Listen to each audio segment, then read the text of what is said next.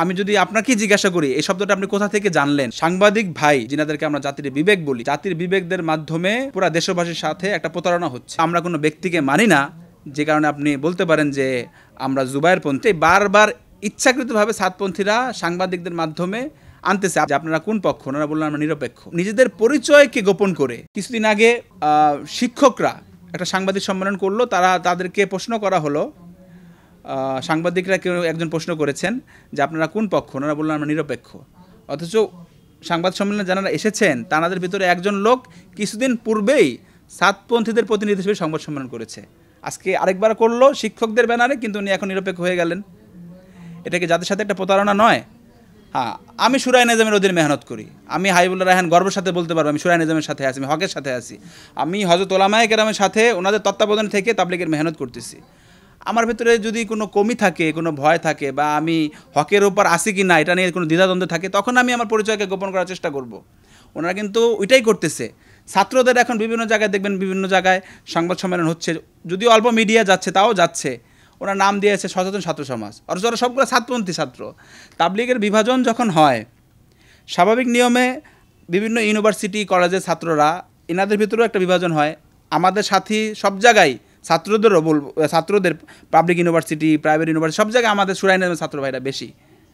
সাতপন্থীর কিছু ছাত্র আছে, ওই গোটি কিছু ছাত্র যারা বিভিন্ন কলেজে ইউনিভার্সিটিতে অধ্যয়নরত অবস্থা আছে, তারা সাংবাদিক সামনে এখন উপস্থাপন হচ্ছেন সাতপন্থী ছাত্র সমাজ, এটা না বলে সচেতন ছাত্র সমাজ নামে বা এই ব্যানারে। তো এইটা তো আমি বলবো জাতির সামনে একটা সাংবাদিক ভাই যিনাদেরকে আমরা জাতির বিবেক বলি, জাতির বিবেকদের মাধ্যমে পুরা দেশবাসীর সাথে একটা প্রতারণা হচ্ছে। তো এটার ব্যাপারে সবাইকে একটু সজাগ থাকতে বলবো। আর দ্বিতীয় বিষয় যেটা আপনি জানতে চাচ্ছিলেন, শুরায়ে নিজাম আর জুবায়েরপন্থী শব্দটার ব্যাপারে কেন দ্বিধাদ্বন্দ্ব তৈরি হচ্ছে। আমরা শুরায়ে নিজামের অধীনে মেহনত করছি। আমাদের একটা শুরা আছে, যেটাকে আপনাদের ভাষায় আমরা কমিটি বলতে পারি। ওই কমিটির একজন উল্লেখযোগ্য সদস্য হচ্ছেন হযরত মাওলানা জুবায়ের সাহেব দামাত বরকতুহুম। আমাদের এই শুরার সংখ্যা পুরা দেশব্যাপী, যেটাকে আমরা আলমী শুরা বলি, আছেন 11 জন। এখন শুধু আপনারা মাওলানা জুবায়ের সাহেবের নাম শুনছেন বিধায় আপনারা এই কথা বলেন। আর জুবায়েরপন্থী শব্দটা কিন্তু আমি যদি আপনাকে জিজ্ঞাসা করি এই শব্দটা আপনি কোথা থেকে জানলেন, আপনি কিন্তু উত্তর দিতে পারবেন না। এই শব্দটা প্রথম শুরু করেছে সাতপন্থীরা, এবং এটা প্রমোটও করেছে সাতপন্থীরা। ওনারা একটা ব্যক্তিকে মানে, যার নাম মাওলানা সাদ, ওই ব্যক্তির নামে তাদের জামাতের নামকরণ হতে পারে সাতপন্থী, কিন্তু আমরা কোনো ব্যক্তিকে মানি না, যে কারণে আপনি বলতে পারেন যে আমরা জুবায়েরপন্থী। আমরা ওই সমস্ত ওলামায়ে কেরামকে মানি বা ওই শুরাকে মানি, যেই শুরার একজন উল্লেখযোগ্য সদস্য অথবা মুরব্বী হচ্ছেন হযরত মাওলানা জুবায়ের সাহেব দামাত বরকতুহুম। তো আমরা যদি বলি, আমাদেরকে আপনি যদি বলেন জুবায়েরপন্থী, তাহলে আমাদের আরেকজন শুরা আছে মাওলানা রবিউল হক সাহেব, তা রবিউল হক পন্থীকে। আরেকজন শুরা আছে মাওলানা ওমর ফারুক সাহেব, ওমর ফারুক পন্থীকে। আরেকজন শুরা আছে মাওলানা ফারুক সাহেব, ফারুক পন্থীকে।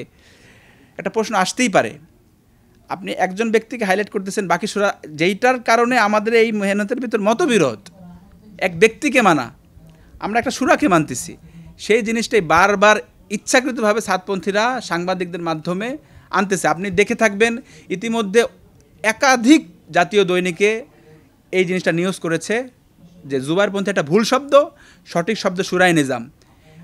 সরকারের বিভিন্ন প্রজ্ঞাপনেও এখন লেখা হচ্ছে শুরায়ে নিজাম, আপনি এটা নিশ্চয়ই দেখে থাকবেন। তারপরেও শব্দটা কেন বারবার আসতেছে? যখন ওরা সাংবাদিকদের ফেস করে, তখন এই শব্দটা ওরা ইচ্ছাকৃতভাবে ঢুকিয়ে দিচ্ছে। তো এটা একটা ভুল শব্দ। আপনার মাধ্যমে আবারও আমি পুরা দেশবাসীর সামনে এই জিনিসটা বলতে চাচ্ছি যে শুরায়ে নিজাম যেটা সঠিক শব্দ, এটা ব্যবহার করা হোক।